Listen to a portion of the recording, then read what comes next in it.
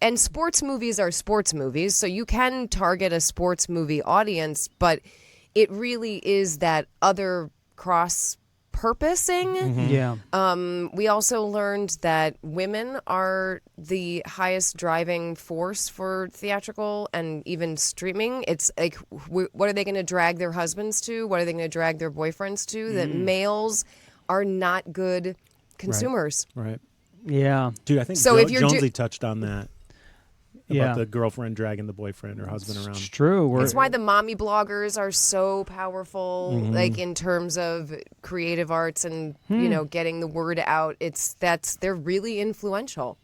Wow. It's interesting. It's interesting to that angle of the business too. To have to know that. I mean, obviously, you're creating something that you want people to watch, so you have to know your audience, right?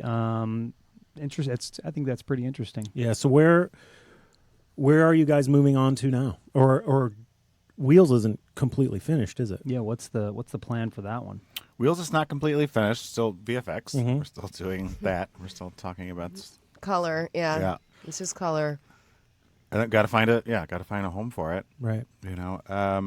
No, we're. What's the hope? Do you guys see? I mean, I believe it belongs on Netflix because I believe that the audience that will really devour it is the 10-year-old boy.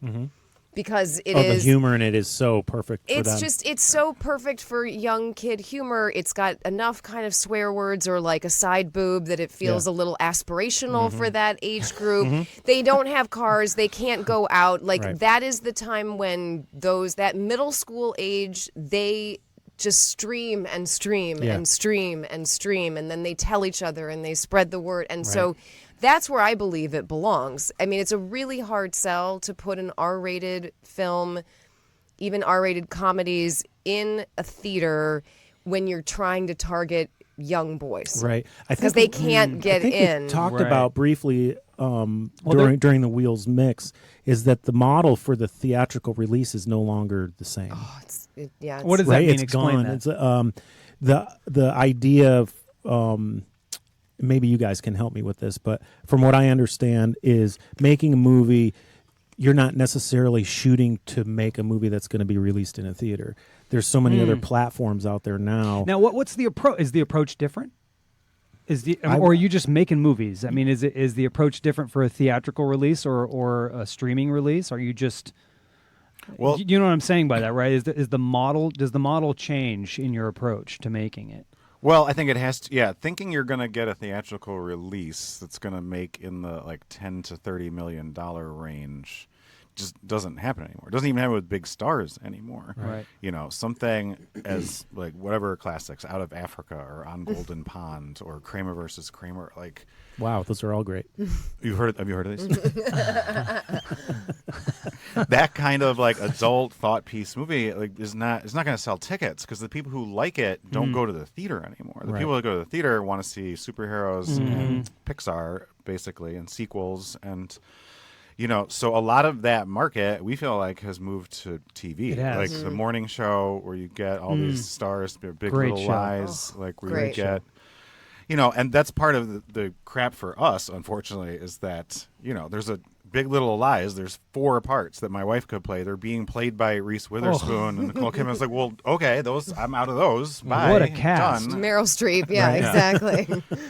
Did I get an audition? No, they gave it to Meryl Streep. They gave it. She didn't even have to audition. You didn't audition for that part. Bastards. So a lot of that adult smart entertainment has shifted away from the theaters, and we're making movies that are in that genre with no stars. Yes. So it's such an uphill battle. So we really do need to pivot towards this streaming home entertainment and getting someone to be interested in it up front. So there's more support behind it before you make it, while you're developing it, when it comes out, how they're going to market it, all that stuff. So that's kind of next, but it's we don't know enough about it. We're learning all that as we go too. It also trying is our best. Yeah, it's also changing in a way that is insane. We've had conversations with the people who run Warner Brothers Home Entertainment, and the guy, he's the main man in charge, and he said the business has changed more in the last year than it has in the last 25. Holy cow. That's Really? crazy. In 2015, when we started with this company and this experiment, the original movie went out on home entertainment and sold, I can't remember the exact number, but let's just say it was like 50,000 VHS DVDs at Walmart. Like, that was the game. And it was like, hey, go make more because we sell DVDs at Walmart. That whole...